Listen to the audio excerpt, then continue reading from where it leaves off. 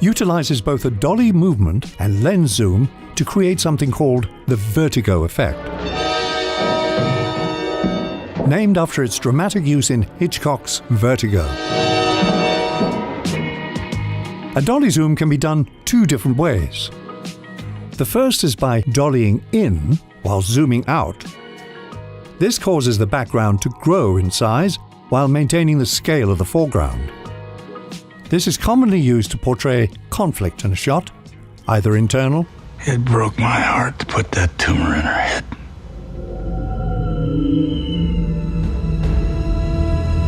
What? Or external conflict. The second way is by dollying out while zooming in. This causes the foreground subject to become dominant over the background. The dolly zoom can be used to highlight a growing relationship between two subjects, like in this scene from Raging Bull, where Scorsese slows everything down. Come on, Ray. The dolly zoom pushes the crowd further into the background as we occupy Jake's POV and battered tunnel vision. We are no longer watching the fight, we are in it.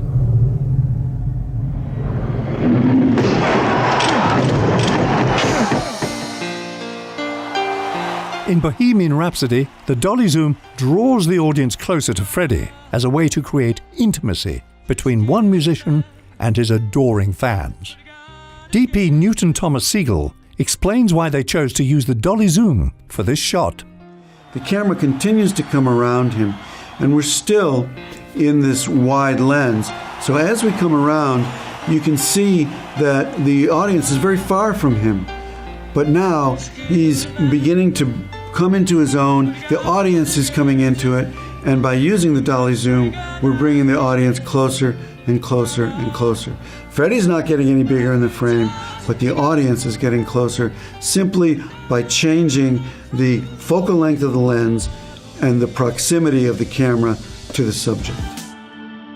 A dolly zoom can be a versatile choice in any shot list to convey either positive or negative psychological effects. Now, you might use something like this track or slider to do a dolly on your own. You can make one of these out of PVC pipe and paper towels and a camera mount. It's very easy to make one of these, or you can buy a motorized. We've got a motorized one at school, and we have some other ones that we can get access to, but they make nice, smooth movements. You can typically dolly in or dolly out. Okay, the truck shot. I love the truck shot. One of my favorite scenes, and we're going to watch it here in just a little bit. The truck shot is following Rocky through his training. It becomes a montage shot with a really well composed camera angle. We're just him. We're running with Rocky and shifting from front to back to interacting. We're going to take a look at that in just a second, but let's talk about the truck shot. Guys, the truck shot can be done with a lot of different tools. You could do a truck shot with a drone if you're really good at flying a drone. You can do a truck shot with a truck, because that's what it typically was. You can do a truck shot with a track. But the difference is, the dolly, I zoom into a character using a dolly, while the truck shot follows the character through an environment. Okay? Trucking is like dollying, but it involves motion, left or right. So you can also truck left or right. Truck left means to move the camera physically left, while trucking right in a particular relationship. Blah, blah, blah. Cut that out. This is not to be confused with the pan. Okay, so I can truck left, truck right. The camera through a scene, typically following a subject. Tracking shots differ from push-ins or pull-outs because they don't simply move toward or away from a subject. They move with a subject.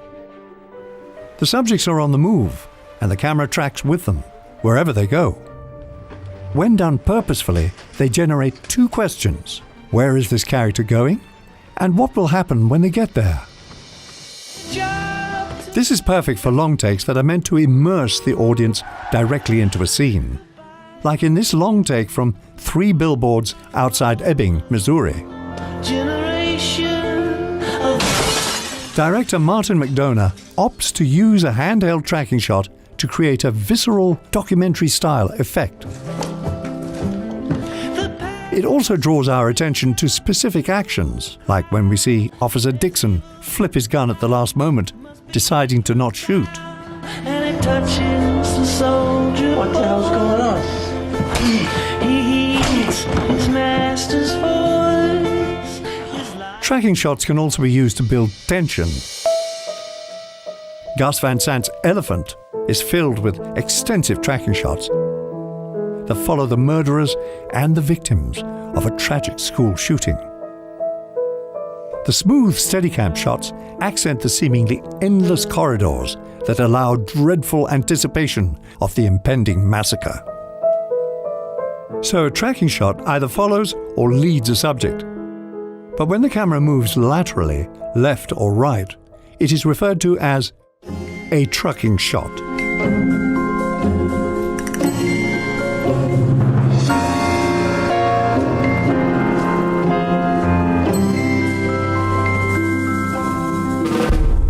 Morning, Gadge. Morning, sir. In this scene from Moonrise Kingdom, Wes Anderson continuously trucks the camera right to follow Scoutmaster Ward through his morning inspection of Camp Ivanhoe. Okay. Latrine inspection.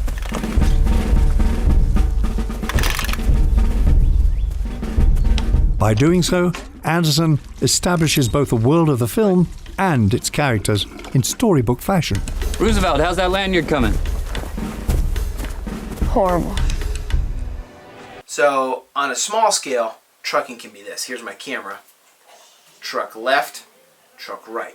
On a big scale, I've got a large track and I'm trucking with my subject through a space or an environment, like you'll see here in our example, like in Rocky. However, on a small scale, I could simply just truck left, truck right, which is that way, which is that way. Okay, I can truck those left to right, keep my camera steady on its horizontal and vertical axis, and I can get a nice look. It gives just a little bit of camera movement, but on a big scale, trucking following a character through its space. Okay, guys?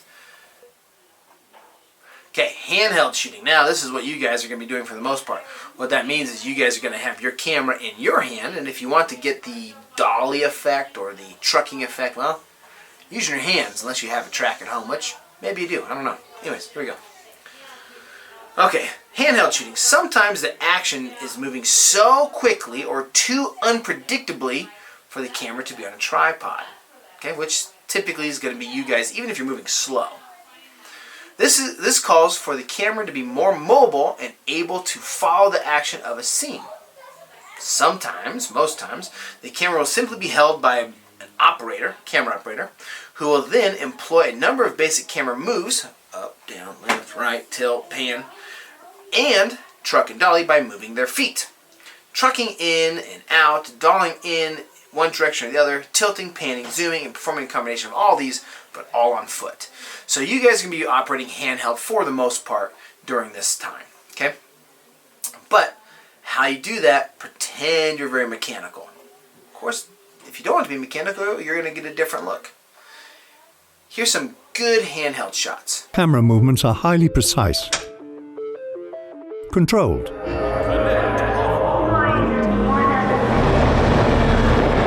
but sometimes filmmakers want to produce movement without control, which brings us to our final camera movement: random movement. Random camera movement is defined by camera shake, incidental zooms, or any movement that happens on the fly.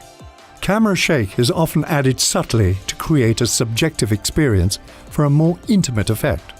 Arbitrary zooms and random camera movement can be used stylistically to create a documentary look. Institutions treat these CDOs like they're as solid as treasury bonds and they're going to zero. No, it can't be right. Which is a technique that Adam McKay uses in The Big Short. You're managing a fund of, what, 555 million? I don't know how to be funny. I don't know how to work people. I just know how to read numbers.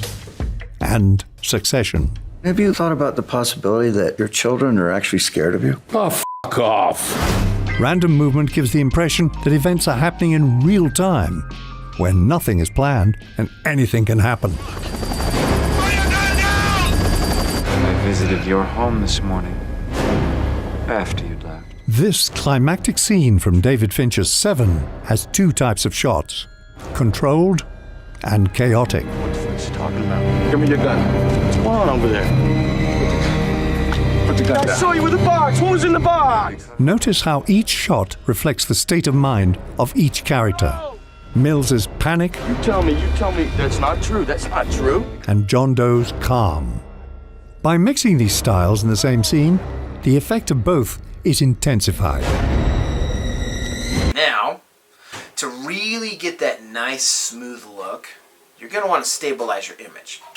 My cell phone has an image stabilizer, so it automatically helps a little bit. However, if I do this, right, if I tilt my phone, I can see it. It's visual. I can see the whole horizon line shifting. But I apologize for all the glitching in here. But you want to stabilize your shot just like we have here, so we could use a Steadicam. We would use gimbals. We've got a whole set of class gimbals. We also have some small gimbals. Well, that means if this is my camera and my hand moves, the camera stays at one spot. If I do this, the camera stays and tracks with its subject. That's called a Steadicam. We use gimbals to get that effect. The Steadicam was invented in 1971 by Philadelphia native Garrett Brown. A little cinema history here. Famously used in the jogging sequence of a Rocky. So Steadicam plus trucking equals magic. And extensively, with exceptional effect of the Stanley Kubrick masterpiece The Shining, he uses a series of counterweights and gyroscopes on more expensive models. Gyroscopes are what's in the gimbals, to keep a handheld camera's motion very steady and smooth.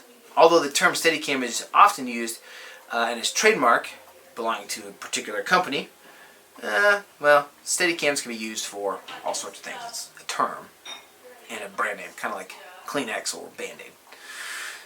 Anyways, guys, what I love about GoPros, DJIs, and other gimbals, literally I can get a huge camera, this one that I'm talking to right now, on a giant gimbal, hold it like this, and run through the mountains, just running as fast as I can. I'm bouncing and shaking, and what happens is the final product is smooth. It takes account for all that movement and just maintains a nice smooth shot very quickly.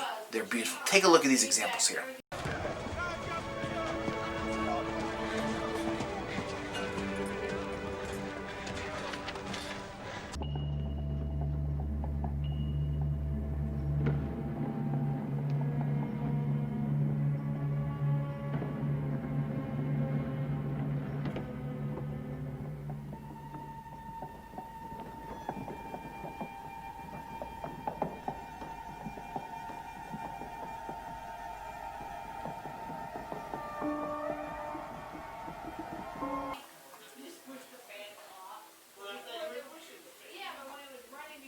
We're going to add a shot to this, by the way, guys. So when you go through and start making your shots, we're going to have a couple examples in the spin around shot. So the spin around shot, or the round table shot.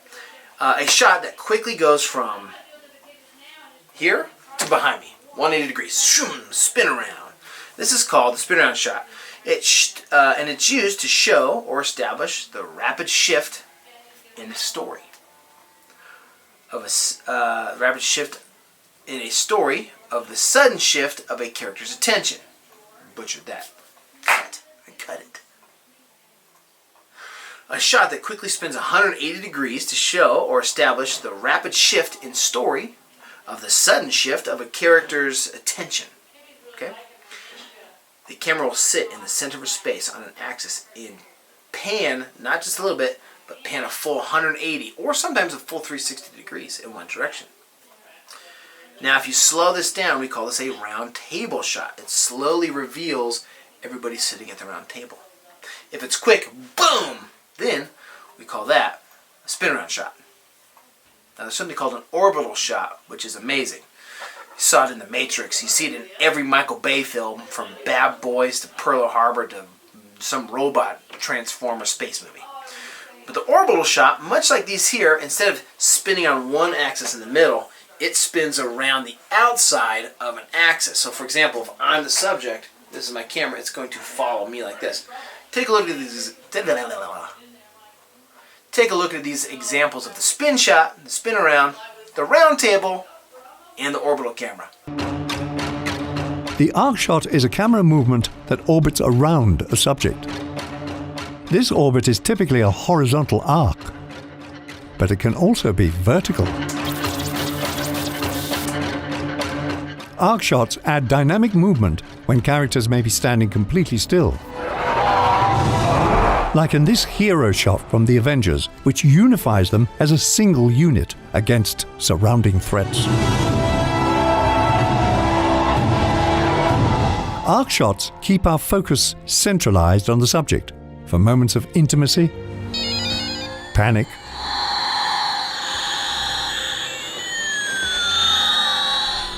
or heroism.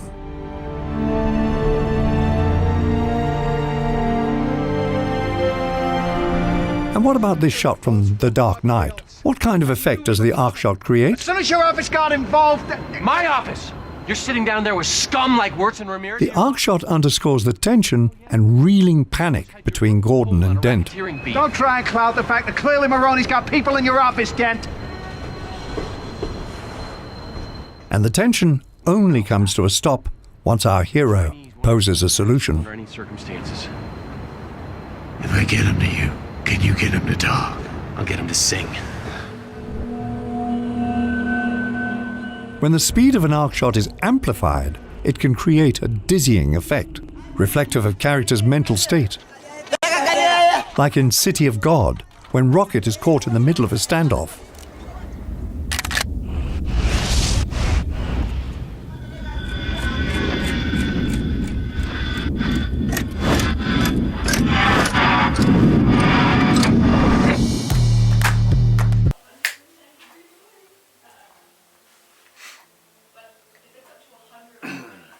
The crane shot. Oh my goodness.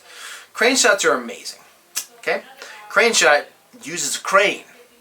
An actual crane with a camera attached to it. Sometimes it's operated with levers and handles, and sometimes it's operated with a remote. Sometimes it's on a track, and it can truck. Sometimes it's on a dolly. Sometimes it's on a helicopter, but here we go. Camera cranes go back to the dawn of movie making. This was the first time before you had the access to helicopters and drones and you needed an aerial shot.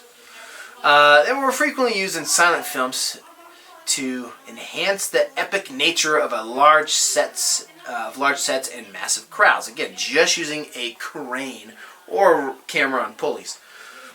Another use is to move up and away from an actor, a common way of ending a movie, right? Kind of that pan out. There's one in House of a Thousand Corpses. It's a crane shot that is super creepy.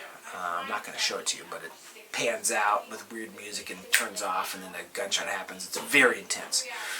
But it kind of takes you into that out-of-body experience. I'm leaving the story. It's kind of what the crane shot shows. I'm leaving the story, it's over. Or I can crane shot in. I'm beginning the story. It's a great way to put your viewer in the story. Okay? Crane shots are often found in what are supposed to be emotional and suspenseful scenes. So typically if you have a high emotion, high suspense scene, not uncommon to see a crane. If it's too aggressive, like it's too violent, sometimes the video producers will pull that crane shot out so you're no longer part of the violence. Interesting. A boom shot moves a camera up or down, utilizing a crane, jib, or pedestal. Small boom movements are commonly used to reveal information, while large boom movements can be used to follow characters in action or to capture the world surrounding them. Boy! Quickly! Move it out! Move it out, Pyle! Move it out! In this scene from Full Metal Jacket, Stanley Kubrick uses a boom shot to follow Private Pyle up an obstacle while Sergeant Hartman berates him. Private Pyle! Whatever you do, don't fall down! That would break my f***ing heart! The reveal of Hartman at the top has a comedic effect, but the real purpose of the shot is to reinforce Pyle's mental state. Get up and over! Move it! Move it! Move it! Are you quitting on me? Well, are you? Then quit! In a single take, Kubrick booms up to follow Pyle's hopeful attempt, and booms down for his inevitable defeat. Now! Move it! I'm gonna rip your balls off so you cannot contaminate the rest of the world! I will motivate you, Private Pyle, if it short dicks every cannibal on the Congo! Alright, the flying shot. It is now accessible to you and me and anybody who has $300, which is pretty amazing. Because for a flying shot, it used to have to be a helicopter. Now, the flying shot, let's get into it, let's break it down. This is when you use a helicopter or a drone to set a wide-angle establishing shot. However, with the invention of the drone, I can get that same epic establishing shot of a whole city, a whole mountain range, with a $300 drone. Now, I have crashed. It's very hard to deal with crashing a drone if you don't have the insurance. If you buy a drone, ladies and gentlemen, if you buy a drone, please pay for the insurance. Because when you crash it and explode it, it's so much cheaper to just have the insurance on it. I was doing an aerial shot that fell 400 feet and blew up. So, I digress. Anyways, with the invention of drones, I can now get a helicopter shot or crane shot from a high angle on a budget, and it looks great. If you're to go back and watch Lethal Weapon 1, 2, 3, some of the Die Hard movies or gritty cop shows, they often set an establishing shot of a city at night where crime is. And they have a helicopter panning or flying around the city and establishing that shot. Well, you had to pay a pilot, a camera operator, the fuel, the helicopter cost, the rental. It got very expensive. Now, I just need a cell phone and a $300 drone. Alright guys, to wrap this up, so take a look at this video. Let's take a look at how multiple camera movements can be combined in a single scene. In this scene from Star Wars: The Rise of Skywalker, director J.J. Abrams uses a variety of camera movements to keep the scene thrilling and engaging. We've attempted to pinpoint each movement. Watch the scene closely and see if you can spot every type of camera movement.